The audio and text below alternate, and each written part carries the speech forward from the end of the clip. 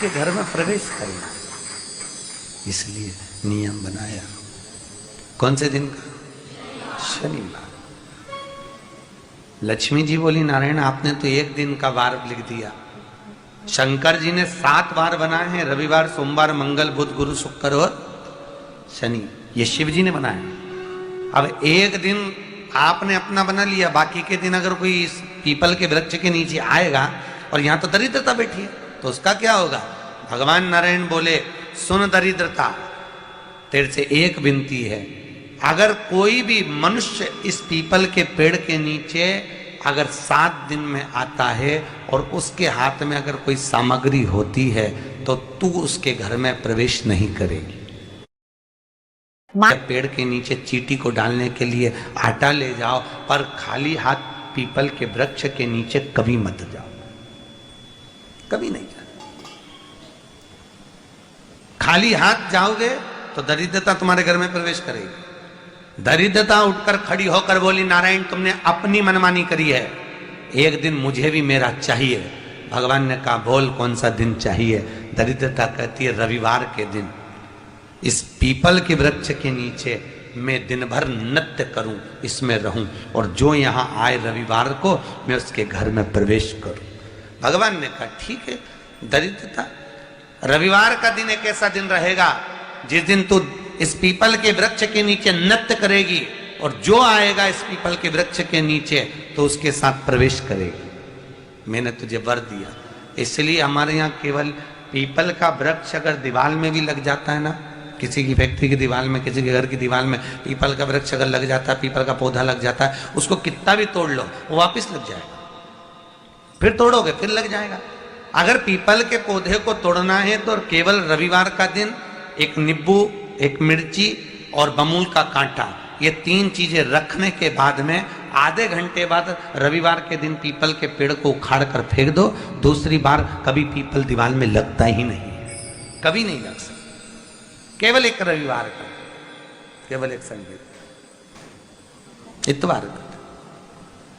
घर में दीवारों पर अगर पीपल लग भी गया है, इसलिए पीपल के वृक्ष को उखाड़ने का, अगर घर में पीपल लगा हुआ है या पीपल का पौधा हमारे घर में लग गया, उसको उतारना, निकालना, लगाना, तो पीपल के वृक्ष को अगर निकाला जाता है तो रविवार के दिन, और अगर पीपल के वृक्ष को कहीं लगाया जाता है तो सोमवार के दिन या मंगलवार के दिन, बुधवार के दिन, इन दिनों में लगा सकते पीपल के वृक्ष कहीं लगाना।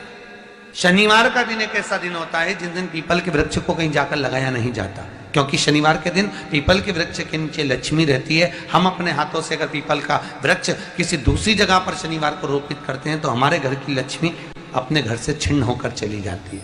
इसलिए शनिवार के दिन पीपल लगाया नहीं जाता, किसी के घर जाकर उसको वापस पलटा नहीं जाता। लग गया उसको डाल। प्रभु मेरी धर्म पत्नी को कहाँ रखूं आप बताओ? वो तो जहां यज्ञ होता है, अनुष्ठान होता है, दान होता है, पुण्य होता है, सत्कर्म होता है, वहां जाने को तैयार नहीं। अब करूं क्या? भगवान ने बोला एक काम करो। दुर्वासा जी बोले जिसके यहाँ रात्रि में बर्तन झूठे पड़े रहते हो उसके घर में इस दरिद्रता को लेकर तुम प्रवेश कर जाना। जिसके यहाँ रात्रि में बर्तन झूठे पड़े हो वहां लेकर प्रवेश कर जाओ। दूसरी जगह दुर्वासा जी बोले जो स्त्री घर में दोपहर के समय पर सो रही हो उसके घर में इसको लेकर प्रवेश कर जाइए। जो स्त्री दोपहर के समय में घर पर सो रही हो इस दरिद्रता को लेकर प्रवेश कर जाइए। तीसरा, जिसके यहाँ पर दरवाजे पर कांटे वाले पौधे लगे हों उस घर में इस दरिद्रता को लेकर प्रवेश कर जाइए। दरिद्रता कितनी सुंदर बात कही है। दाता और विधाता कौन कौन? दाता और विधाता। लक्ष्मी और दरिद्रता के सगे भाई हैं। कौन कौन? दाता और विधाता। दाता को फिटकरी प्रिय है, विधाता को नमक प्रिय है। ये दोनों हमेशा लक्ष्मी को और दरिद्रता को दोनों को समझाते थे, दोनों में प्रेम बढ़ाते थे। आज भी हिंदू धर्म की रीति है। यहां तो ठीक है, जिसके यहां पर भी अगर थोड़ी सी भी परेशानी होती है, थोड़ा सा क्लेश होता है, अशांति होती है, लक्ष्मी नहीं टिक रही हो, काम नहीं बन रहे हो, बहुत प्रयास करा जा रहा हो और हमारा कार्य नहीं होता, तो क्या करते हैं, फिटकरी और नमक को पानी में डाल देते हैं और घर में पोछा लगा देते हैं। आप लोगों ने आजकल फेसबुक पे भी पढ़ा होगा, व्हाट्सएप पे भी पढ़ा होगा। तो क्यों लिखा उसमें? उसका कारण ही केवल ये है कि दाता और विधाता की प्रियता उसमें। माता ख्याति के जो 4 बच्चे हुए, इसमें जो 2 लड़के हैं, दाता और विधाता, उसकी प्रियता उसकी पूर्णता उस। अब दुर्वासा जी बोले अपनी धर्म पत्नी को वहां लेकर, जहां कांटेदार पौधे लगे हों वहां पर लेकर प्रवेश कर जाइए।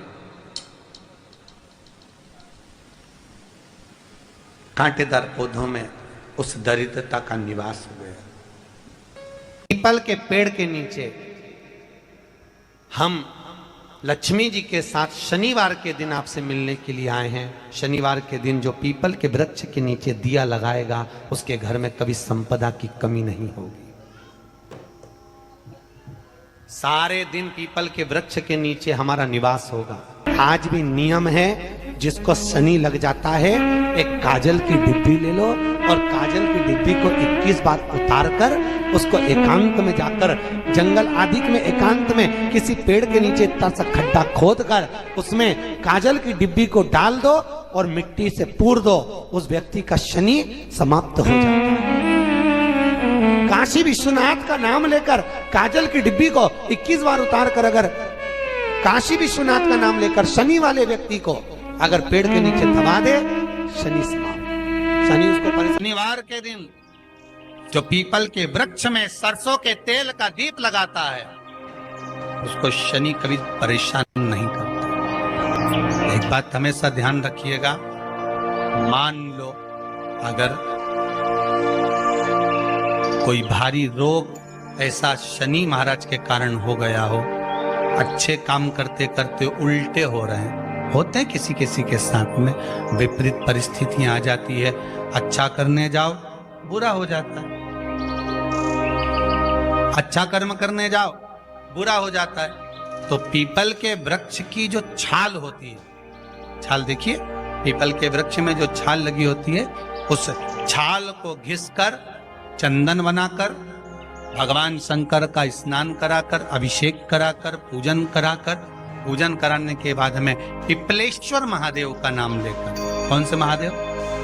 पिपलेश्वर महादेव का नाम लेकर वो जो घिसी हुई छाल होती है, उस छाल का तिलक भगवान शंकर को लगा लो और उसी का थोड़ा सा भाग अपने कंठ पर, मस्तक पर लगाना प्रारंभ कर दो। धीरे धीरे जो विपरीत दशा है वो सुधरना प्रारंभ हो जाती है। पर नाम याद रखना, पिपलेश्वर, जम के बोलिए, पिपलेश्वर महादेव। एक देवता ऐसे हैं जिन्होंने दूसरे का हिस्सा खाने का प्रयास करा था और आज भी उस देवता से दुनिया डरती है। और उन्होंने दूसरे का हिस्सा खाने का प्रयास करा था तो शंकर भगवान ने उसको भी नहीं छोड़ा।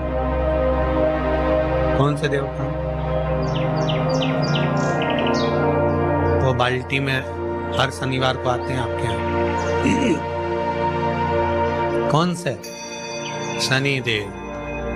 उनने क्या करा था?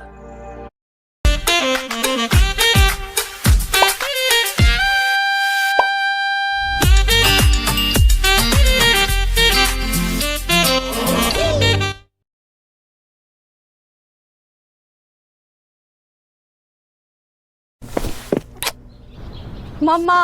हाँ बेटा, सेल्फी लेते। अरे अरे, मुझे भी दिखा ना।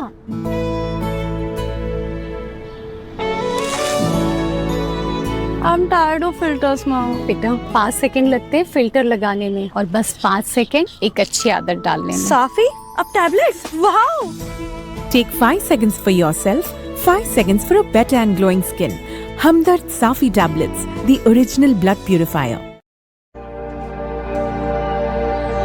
भगवान सूर्य नारायण ने अपने सारे पुत्रों को देखा, सारे पुत्रों,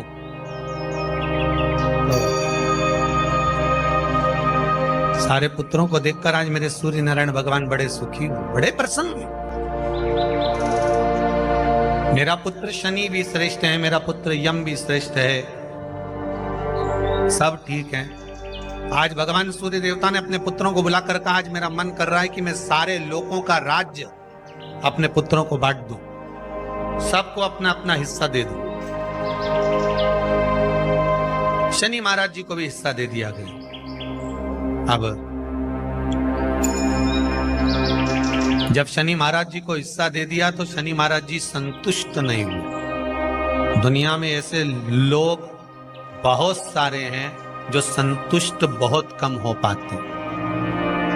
शनि देव के मन में संतुष्टि नहीं हुई। जब शनि देव के मन में संतुष्टि नहीं हुई तो शनि महाराज उसी समय पर अपने सारे भाइयों का हिस्सा बटोरने लगे, उस पर कब्जा करने लगे। कब्जा करने लगे तो सूर्य देवता की आंख में जल भर गया। कितना तेजवान सूर्य नारायण, कितने तेजवान,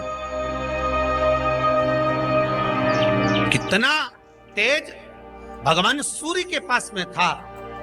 पर शनि महाराज को देखकर आज रो रहे हैं। शनि महाराज को, शनि महाराज ने अपने भाइयों के इस हिस्से पर क्या कर लिया। सूर्य नारायण भगवान की आंखों में जल भर गया कि मेरा पुत्र ऐसा कर रहा है। शनि को बुलाया सूर्य नारायण भगवान ने, समझाया और नहीं माना। किसी किसी की नियत होती है कि इसको इतना कैसे दे दिया, अम्मा ने इसको इतना कैसे दे दिया, पिताजी ने इसको इतना कैसे दे दिया, मैं तो कब्जा करूंगा, दुकान नहीं छोड़ू, घर नहीं छोड़ू, ये नहीं छोड़ू, वो नहीं छोड़ू। मत छोड़, एक दिन संसार छोड़कर जाना पड़ेगा। तब कहीं जमीन जायदाद छाती पे बांध के ले जाएगा। नहीं माने तो सूर्य देवता ने अपने गणों को भेज दिया, जाओ जरा शनि महाराज को जरा हटाओ वहां से। शनि महाराज को गुस्सा आया और शनि महाराज ने उन सारे गणों को नष्ट कर दिया। सूर्य नारायण रो रहे हैं। भगवान शंकर की पंचायत में सूर्य देव भी हैं, मतलब शंकर भगवान के मित्रों की गणना में सूर्य आते हैं। भगवान विष्णु, सूर्य नारायण, शंकर भगवान, माँ दुर्गा, गणेश जी, ये पंचायत है ना शंकर की, शिव पंचायत। शिव परिवार में कार्तिकेय, गणेश जी, पार्वती जी, शंकर जी, नंदी, ये शिव परिवार। पंचायत में सूर्य देवता। सूर्य नारायण को रोता हुआ देखकर भगवान शंकर को बड़ा दुख हुआ। शिव जी ने पूछ लिया, क्या बात है, आप रो रहे हो? नारायण क्या हो गया? मेरा बेटा मानने को तैयार नहीं है। आप चिंता मत करो, अभी देखता हूं मैं जाकर। और भगवान शंकर ने जाकर तुरंत सूर्य नारायण भगवान के कहने पर शनि देव को जाकर समझाया। इतने में तो शनि देव आग बबूला हो गए। आग बबूला होकर शनि देव ने कहा, ए शिव, आप मुझे जानते नहीं हो? शंकर भगवान ने कहा, क्या जानना है ये बताओ, क्या जानना है ये बताओ। शनि देव कहते हैं, आप मेरी दृष्टि को नहीं जानते। शंकर भगवान ने कहा, तू भी नहीं जानता कि तेरी दृष्टि खराब कैसे हुई। तेरी दृष्टि को श्राप किसका लगा है तुझे नहीं मालूम क्या? शंकर भगवान ने जब समझाना चालू करा कि देख शनि देव, तुम तो कह रहे हो,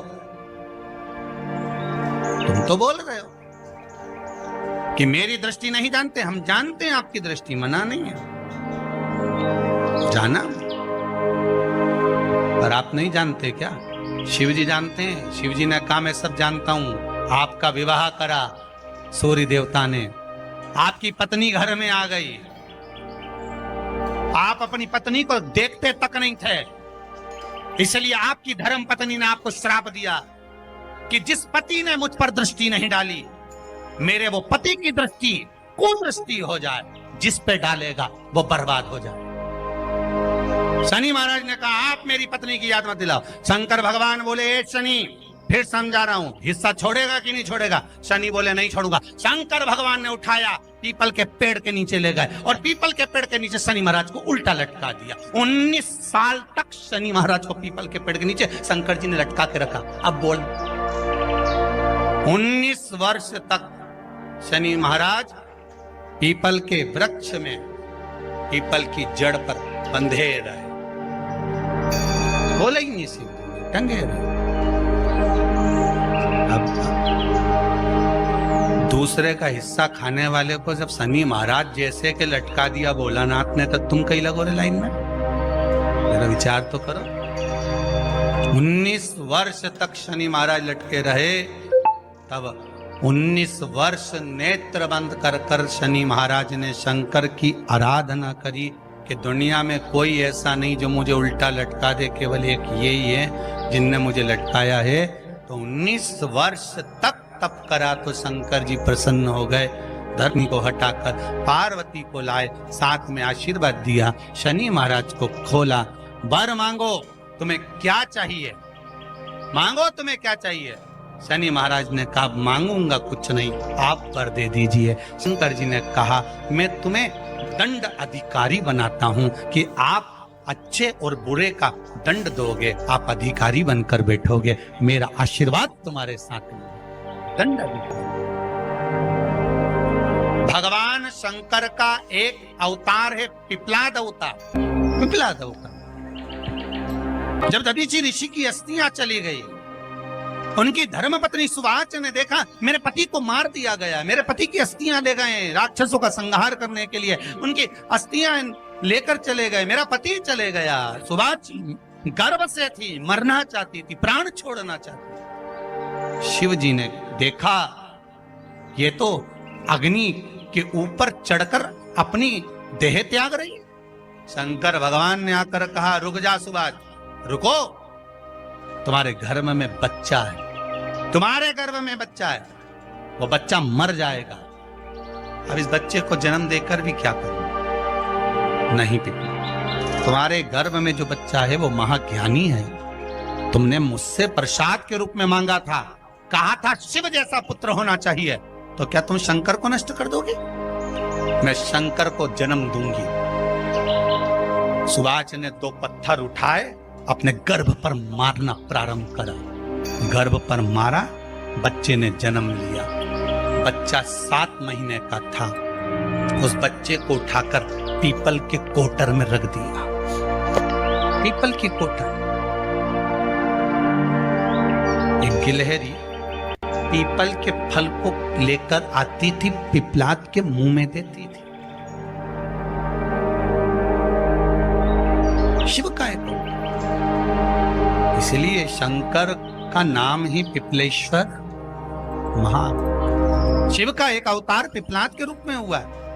तुम क्यों चिंता करती हो? तुम चिंता मत करो, तुम्हारा पुत्र जन्म दो तुम। और दिया धन सुवाच ने, उसके बाद प्राणों को त्यागा। और उस पीपल के कोटर में अगर भरण पोषण करने वाला कोई था तो वह देवाधिदेव महादेव था। फिर निवेदन करेंगे, माता के गर्भ में बच्चा रहता है, उसका भरण पोषण करने वाला मेरा देवाधिदेव महादेव है। अगर जन्म उसने दिया है तो मृत्यु भी वो देगा। अगर तुमको कुछ ज्ञान दिया है तो अच्छी जगह पर भी वही पहुंचाएगा। आप जो अभिलाषा लेकर आते हैं, बच्चे कहते हैं हमारी नौकरी नहीं है, सर्विस नहीं है, हम इस कॉलेज में पढ़ना चाहते हैं, हम इस जगह जाना चाहते हैं, हम इस पद पर जाना चाहते हैं, बस इतना याद रखना, तुम्हारा भाग्य बुरा नहीं होता। कभी भी याद रखना, संसार में जिसको भगवान ने जन्म दिया उसकी किस्मत कभी बेकार नहीं हो सकती। अगर भगवान तुम्हारी किस्मत बेकार होती तो जानवर बनाकर पैदा करता, इंसान बनाकर नहीं। किस्मत अच्छी थी इसलिए इंसान नहीं करा। अगर तुम्हारी किस्मत अच्छी थी इसलिए मनुष्य बनकर पैदा हुए हो, इंसान बनकर पैदा हुए हो, मानव बनकर पैदा हुए हो। भगवान को दोष मत देना कि भगवान ने किस्मत बेकार दी है। भगवान ने किस्मत अच्छी बनाई है, इसलिए तुझे मृत्यु लोक में जन्म दिया।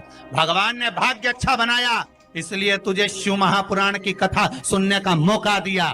नहीं तो भाग्य में नहीं होती तो कहां से मिल जाती? किस्मत अच्छी है तो भगवान नौकरी भी लगाएगा, धंधा भी करवाएगा, सर्विस भी कराएगा, विवाह भी करेगा, शादी भी करेगा, मकान भी बनाएगा, जायदाद भी देगा, संतान भी देगा। उसने दिया है पेट तो भरेगा वही। हम काय को अपने माथे पर ले?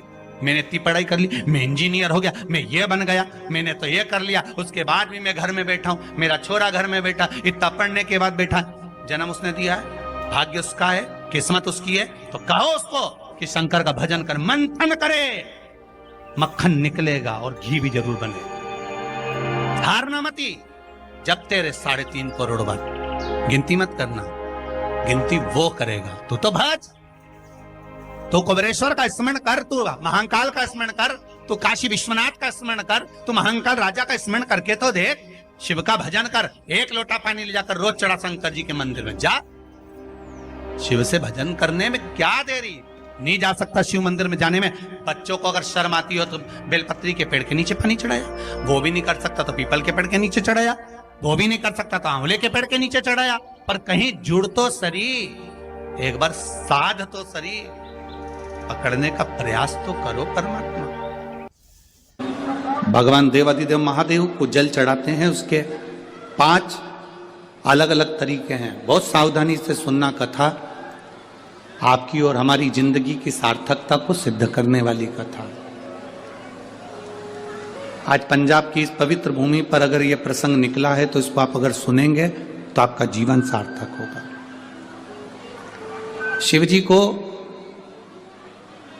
5 तरह से जल चढ़ाने का तरीका है। जैसे पंचामृत होता है, दूध, दही, शहद, घी, शक्कर, ये सब पंचामृत के अंतर्गत आते हैं। उसी तरह शंकर जी को 5 तरह से जल चढ़ाने का क्रम वर्णित किया गया। अब उसको समझेंगे, बहुत सावधानी से समझिएगा। पहला, जल लेकर आए, सीधे डायरेक्ट शंकर भगवान के शिवलिंग पर चढ़ा दिया। यह प्रथम जल का चढ़ाने का तरीका। दूसरा, जहां से पानी बहकर जाता है, जहां से जल बहकर जा रहा है, उसके ठीक विपरीत जल उत्तर में जा रहा है, आप दक्षिण में खड़े होंगे और दक्षिण में खड़े होकर उत्तर की ओर मुख करेंगे और शिव जी को जल समर्पित करेंगे। ये रोग मुक्ति करने वाला है और हमारे रोग पर हमें विजय प्रदान करने वाला है। ये जल चढ़ाने का तरीका। एक, सीधे मंदिर में गए, लोटा भरकर जल उठाया, शिव जी को चढ़ा दिया।